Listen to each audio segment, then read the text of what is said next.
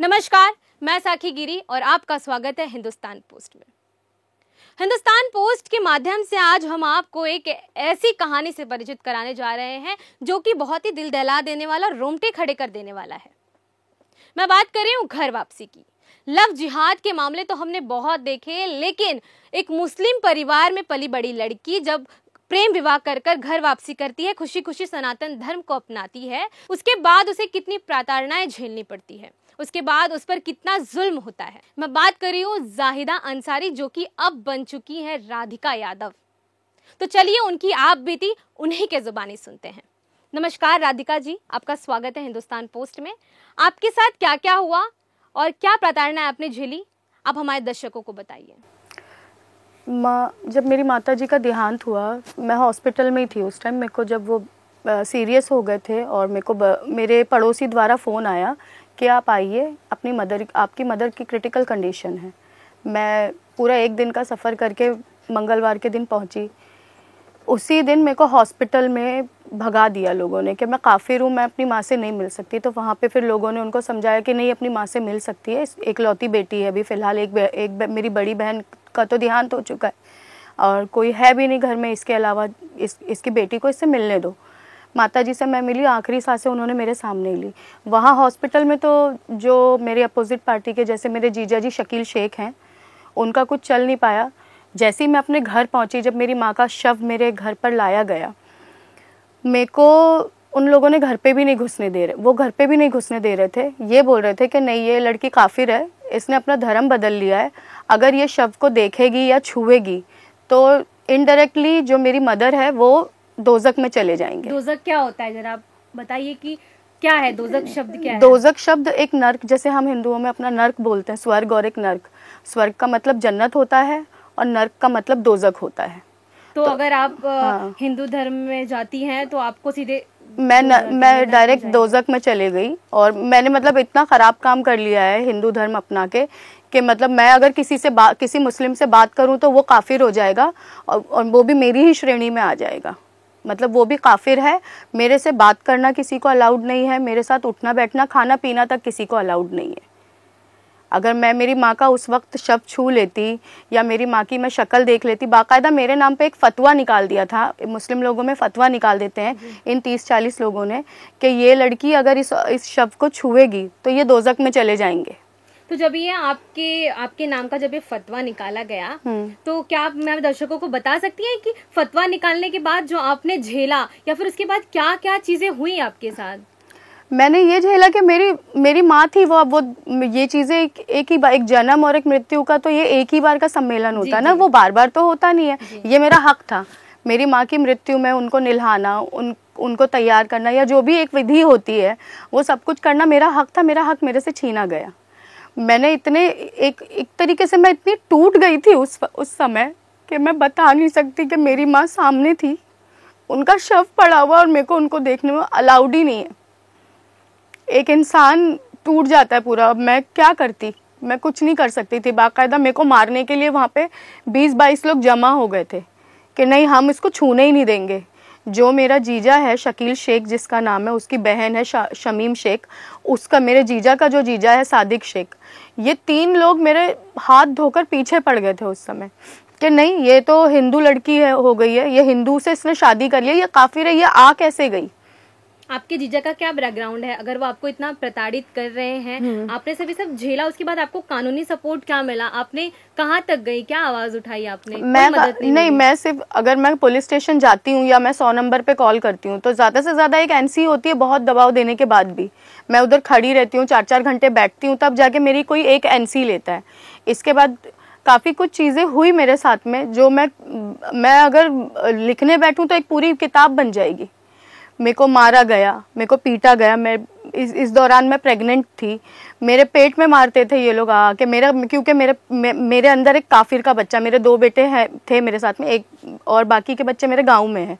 मेरे 2 छोटे बच्चे जो थे, एक 7 साल का और एक 1.5 साल का उस समय था, उनके तो गले पकड़ पकड़ के उठाए गए कि ये काफिर के बच्चे हैं, इनको मार डालो, इनका गला ज़बा कर दो, इस औरत को मुस्लिम लोगों से मिलने दो ताकि ये शुद्ध, एक होती इनमें शुद्ध हो जाए, ये हराम से हलाल हो जाए।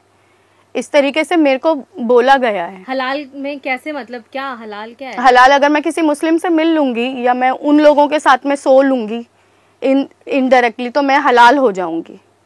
तो देखा आपने, अगर कोई महिला अपने लिए अगर आवाज उठाती है या फिर वो अपनी मर्जी से शादी करना चाहती है तो उसे काफिर घोषित कर दिया जाता है। और इतनी प्रताड़नाएं की गई हैं उसके बाद भी, क्या यही, मैं मुस्लिम भाइयों से सवाल करना चाहूंगी कि क्या यही इस्लाम सिखाता है कि एक महिला को इस तरीके से प्रताड़ित कर देना चाहिए?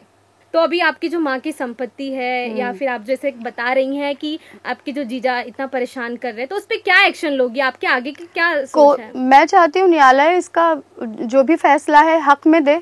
मैं अपने हक के लिए लड़ रही हूँ यहाँ पर, और मैं अगर अपने हक के लिए लड़ रही हूँ तो ये लोग मेरे को यहाँ से हटाने के लिए, क्योंकि वो लोगों का इनडायरेक्टली यही कहना है कि मैं हिंदू हो गई हूँ तो मतलब मेरी जो संपत्ति है मदर की, उसमें से मेरा हक खत्म हो जाता है इनडायरेक्टली। करीब कितने टाइम से ये सब चीजें आप झेल रही हैं, मतलब कितना समय हो गया है? ये मेरे को अभी कम से कम भी मैं जुलाई से झेल रही हूँ ये सारी चीज़ें नॉन स्टॉप। अभी 1 साल होने में सिर्फ 1-2 महीने बच रहे हैं। जुलाई में मेरे को पूरा 1 साल अगस्त में हो जाएगा। मेरी पहली FIR, अगर मैं गई हूँ पुलिस स्टेशन तो उन लोगों ने पहली FIR 23 अगस्त को मेरी पहली FIR हुई है, जो ये HM का ही केस बनाया था, लेकिन उसमें कोई कार्रवाई नहीं हुई, कोई अरेस्ट नहीं हुआ, जबकि ये बड़े बड़े ऑफेंस है मेरे ख्याल से।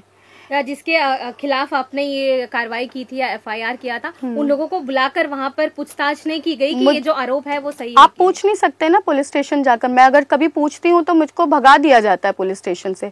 इवन वहाँ के जो सीनियर है वो तो ये बोलते कि तुम क्यों रही हो यहाँ पे, तुम्हारा रहना ही गलत है, तुम मत रहो, तुम जाओ यहाँ से। तो अभी आप जब यहाँ पर रह रही हैं तो आपको कोई परेशानी हो रही है? नहीं, मेरे को बहुत परेशानी हो रही है। मैं जब भी मेरे घर पे रहती हूँ, पहले तो मेरे CCTV कैमरास, 4 CCTV कैमरास इन लोगों ने चोरी कर चुके हैं, जिसकी मैंने कंप्लेंट दी है, NC दी है, ताकि मैं सुरक्षित ना रहूं। उसके बाद पहले ये लोग क्या करते हैं, वाईफाई का तार तोड़ देते हैं ताकि कोई रिकॉर्डिंग ना हो, फिर उसके बाद ये कैमरास चोरी कर लेते हैं। अगर पुलिस स्टेशन जाओ तो पुलिस वालों को मैं बोलती कुछ, वो NC में ये लिख देते हैं कि कैमरा तोड़फोड़ किया हुआ है। मैं जो बोलती हूँ ना, मेरी मराठी थोड़ी कमज़ोर है, मैं बहुत अच्छे से मराठी समझ नहीं पाती और पढ़ नहीं पाती, तो उसके अकॉर्डिंग पुलिस वाले ना अपने हिसाब से सब कुछ लिखते हैं। कुछ भी जो अगर आप कुछ कंप्लेंट करने जा रहे हो ना, वो अपने हिसाब से सब कुछ डालते हैं। मेरे घर में पत्थर मारे जा रहे हैं, मेरे घर में बम फोड़ते हैं, मेरे घर में कांच फेंके जाते हैं, मैं बाहर निकलती हूँ मेरे को मारा पीटा जाता है। गली में कभी भी कोई भी आकर, शकील शेख का बेटा या शकील शेख की बहन। शकील शेख अभी प्रेजेंटली कहाँ है और क्या कर रहा है? शकील शेख प्रेजेंटली वहीं बमखाने में ही है। अच्छा, वो बमखाने में ही रहता है, वो कहीं दूसरी जगह थोड़ी है, वो वहीं 1 नंबर रोड पे रहता है। और वो लोग मेरे को परेशान करने के लिए 6 नंबर रोड पर आते हैं। मेरे घर में तोड़ फोड़ मचा रखी है, मेरा खिड़की तोड़ दिया है, मेरे घर के छज्जे तोड़ दिए हैं, मेरे घर के आगे कचरा फेंक देते हैं। जो मेरे से बात करते हैं ना, मेरे आसपास के मेरे पड़ोसी या मेरे रेंटर्स, उन लोगों के खिलाफ भी फतवा जारी कर दिया कि अगर काफिर का साथ दे रहे हो तो तुम भी काफिर हो। अच्छा, मेरा एक सवाल है कि ये मैं हमेशा सुनते रहती हूँ कि फतवा जारी कर दिया, फतवा जारी कर दिया, तो इसका राइट्स किसके पास है? मतलब कहाँ से आता है ये फतवा जारी कर दिया? क्योंकि हमारे भारतीय संविधान में तो ऐसे फतवा नाम की तो कोई चीज नहीं है, और हम रह रहे हैं भारत में, और हमें फतवा पे इतना बिलीव कर रहे हैं और लोग धमका रहे हैं फतवा को लेकर के। तो कहाँ से ये, जैसा आप का जन्म जैसे इस्लाम धर्म में ही हुआ था, फतवा के लिए कोई मेरे ख्याल से थोड़ी मेरी शायद नॉलेज कम हो इसके बारे में, मैं कुछ बोलना नहीं चाहती। जितना भी आप जानती हाँ, जितना भी मैं जानती हूँ, ये बोलना गलत होगा कि कहीं से ये 10 लोग अगर जमा होकर एक बात को हाइप कर दे, बड़ा कर दे, तो वो फतवा बन जाता है। किसी के खिलाफ अगर वो कोई एक चीज के खिलाफ को एक किसी बंदे के खिलाफ 10 लोग एक बात के ऊपर कायम हो जाए तो वो फतवा हो जाता है, जहाँ तक मेरी नॉलेज है। अब आगे फतवा का तो मेरे को इतना नहीं पता, लेकिन मेरे खिलाफ इन लोगों ने ये फतवा जारी कर दिया था कि मैं हिंदू हूँ और मैं हिंदू बन गई हूँ, मेरी हिंदू से शादी हुई है, तो मैं मुस्लिम लोगों के साथ बैठूंगी उठूंगी या किसी डेड बॉडी को छू लूंगी तो वो भी काफिर हो जाएगा। और मैं तो काफिर हूँ ही, मैं काफिर हूँ, तो मैं ये मुस्लिम लोगों के बीच में उठ बैठ नहीं सकती, जबकि हम हिंदुस्तान में रह रहे हैं। तो आपके बच्चों को भी शायद इन सब चीजों से गुजरना पड़ रहा होगा। हाँ बिल्कुल, जो चीजें आप मैनेज कर रही हैं ये सारी चीजें? मेरे बच्चों को मैंने ना बंद कर लिया घर के अंदर। मेरा 7 साल का बेटा खेलने, स्कूल में उसका एडमिशन नहीं करवाया है, और अब एक छोटा बेटा है वो भी 2 साल का है, वो बाहर नहीं जा पाते दोनों खेलने के लिए। और बेटी तो अभी सिर्फ 25 दिन की है। वो जब पैदा हुई, जब वो 4 दिन की थी, उसी वक्त उसको शकील शेख का छोटा बेटा मेरे को आवाज़ देकर बोल रहा है कि अपनी बेटी की शक्ल दिखाओ, मुझे उसका रेप करना है। वो रेप करेगी तो मैं उसके साथ रेप करूंगा तो वो मतलब हलाल हो जाएगी, हलाल हो जाएगी और तेरे जैसे नहीं मुंह मारती फिरेगी। और मेरे को भी लोग इतनी गंदी गंदी गालियां देते हैं कि एक जिसकी लिमिट क्रॉस है। मैं तो देवा भाव से पूछना चाहती हूँ कि मैं महाराष्ट्र में तो भाव आपके भरोसे पर आई थी, मेरे को ये पता था कि यहाँ के कम से कम मुंबई में तो ऐसा नहीं होगा, लेकिन इंसाफ के नाम पे आज 1 साल से घूम रही हूँ मैंने मार खाया है, मेरे बच्चों ने मार खाया है, मेरे छोटे छोटे बच्चों को काफिर बोल बोल कर परेशान किया जाता है। मेरे साथ मेरी मासी रहती है जिनको मैं खाला बोलती हूँ, मेरी माँ की सगी बहन है, वो बाहर निकलती है तो उसको पकड़ पकड़ के मारते हैं क्योंकि वो काफिर बन गए, काफिर का साथ देने वाला काफिर। मैं बस देवा भाव से ये पूछना चाहती हूँ कि मैं भी तो आपकी लाडकी बहन हूँ ना, तो भाव मेरे साथ इतनी नाइंसाफी क्यों हो रही है, किस लिए हो रही है? मेरे घर में राशन भी नहीं मैं ला पा रही हूँ क्योंकि मैं घर के बाहर निकलती हूँ ना, ये लोग ग्रुप बना के सुबह 8 बजे से लेकर रात के 2-2 बजे तक बैठते हैं कि मैं बस निकलूं या मेरी मासी निकले और वो लोग किसी तरीके से आके पीछे से हम पे हमला करें। मेरे घर के आगे इन लोगों ने बकरी कबूतर सब पाल के रखा हुआ है। बुरी बात नहीं है बकरी कबूतर पालना, लेकिन वहां पे वो चीजें इसलिए पालते कि उसकी स्मेल से वो जो चरस और गांजा जो पीते हैं वो लड़के, उसकी स्मेल, हाँ मेरे को परेशानी तो हो और चरस गांजे की बदबू ना आए हम लोगों को। पूरे मोहल्ले से मैंने एक रिटर्न लेटर साइन कराया था ये कि मतलब ये लड़के यहाँ पे बैठ के चरस गांजा पीते, मेरे को तो परेशानी हो रही है लेकिन मोहल्ले वालों को भी परेशानी हो रही है। और इतनी परेशान हो गई हूँ मैं, इतनी परेशान हो गई, मैं किसके पास जाऊँ? पुलिस वालों के पास जाओ तो पुलिस वाले बोलते हैं कि नहीं मैडम ये तो आपका प्रॉपर्टी का डिस्प्यूट है। वो लोग इनडायरेक्टली प्रॉपर्टी डिस्प्यूट में किसी को मारना, किसी की इज्जत पे हमला करना, मेरी इज्जत तक पे इन लोगों ने हमले करवाए हैं, उसका भी एक अलग से केस चल रहा है। अब ये लोग सब कुछ छोड़ के बार बार मेरी 1 महीने 25 दिन की बच्ची है मेरी, उसके बारे में भी गलत बोलते हैं। तो मैं किसके पास जाऊं, किसके पास जाकर मैं गुहार लगाऊं? कौन मेरी मदद करेगा? पुलिस डिपार्टमेंट जो पार्क साइड के जो सीनियर है वो लोग तो कुछ करने से रहे, मेन होता है वहाँ का सीनियर।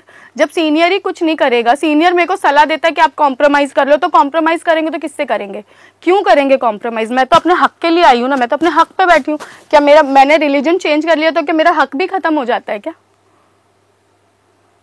बहुत सारी बातें ऐसी है जो ये 1 साल में मेरे पे बीती है। मेरे पेट पे मार मार के गए कि काफिर का बच्चा मेरे पेट में है, मेरे बच्चों को मारा गया है, मेरी मासी को मारा गया है, मेरे घर को तोड़ फोड़ के रखा वो घर में। मैं बोल रही हूँ कि मैं देवा भाव से अपील करती हूँ कि 2 दिन आओ और मेरे घर पे रहकर दिखाओ आप, बिना सिक्योरिटी के, तब पता लग जाएगा कहाँ से पत्थर आ रहा है, कहाँ से कांच आ रही है। वीडियोज है मेरे पास, मेरे बाहर के कैमरा तो चोरी कर लिए थे, लेकिन जो मेरा अंदर का कैमरा उसमें सारी चीजें कैप्चर हुई है। जोर जोर से आवाजें करते हैं ताकि जो मेरा न्यूबॉर्न बेबी है उसको तकलीफ हो जाए। मेरी बच्ची जब 1 दिन की थी ये लोग बम फोड़ फोड़ के जा रहे थे घर में, मेरे को परेशान करके रखा हुआ है इन लोगों ने। धर्म के नाम पे ये लोग बस, मेरे को नहीं समझ में आ रहा क्या कर रहे हैं, पर ये गलत कर रहे हैं, ये जो भी कर रहे हैं गलत कर रहे हैं। क्या एक हिंदू महिला का इस देश में रहना इतना मुश्किल है क्या? घर वापसी करना शायद मुझे लगता है कि ज्यादा दिक्कत दे रही है। हाँ, लेकिन माँ का घर तो मेरा घर हुआ ना, मैं माँ के घर में तो रह सकती हूँ। क्या कहीं ऐसा लिखा है कि बेटी अपनी माँ के घर में नहीं रह सकती? और मेरी माँ को तो कभी मेरे धर्म से कोई आपत्ति ही नहीं थी, मैं तो आते जाते, उसकी मृत्यु से पहले भी, मेरी मम्मी की मृत्यु के 15 दिन पहले मैं उससे मिलकर गई थी। ये फेस्टिवल जो आ रहा है, इसी फेस्टिवल के दौरान मैं उससे मिल के गई थी। मेरी माँ को सब कुछ पता था और मेरी माँ तो खुशी खुशी एक्सेप्ट करी थी। और अभी तो मेरे इतने बच्चे हो गए तो उसमें तो मेरी माँ ने कभी आपत्ति नहीं जताई मेरे हस्बैंड पे या मेरे बच्चों पे। ये क्यों ये लोग ऐसा कर रहे हैं मेरी नहीं समझ में आ रहा है। तो देखा आपने राधिका की आप बीती सुनने के बाद ऐसा लग रहा है ना कि घर वापसी करना या अपना धर्म परिवर्तन कर लेना या फिर जो है कि प्रेम विवाह करना एक लड़की का अधिकार है। वो करने के बाद उसे इतनी सारी प्रताड़नाएं झेलनी पड़ती है, अपने अधिकारों से वंचित किया जाता है और जो रिश्तेदार हैं इतना परेशान कर देते हैं, इस हद तक परेशान करते हैं कि वो गर्भवती है उस चीज का भी ध्यान नहीं रखा जाता है। राधिका के अंदर इतना जज्बा और इतना ताकत है कि वो अपने इस अन्याय के लिए आवाज उठा पा रही हैं। हमारा ये जो वीडियो है और राधिका की जो आप बीती है ये महाराष्ट्र सरकार तक, हमारे सीएम देवेंद्र फडणवीस जी तक जरूर पहुंच रही होगी और मैं आशा करती हूँ कि सरकार इसकी ओर अपनी नजर जरूर डालेगी और इन्हें न्याय जरूर मिलेगा।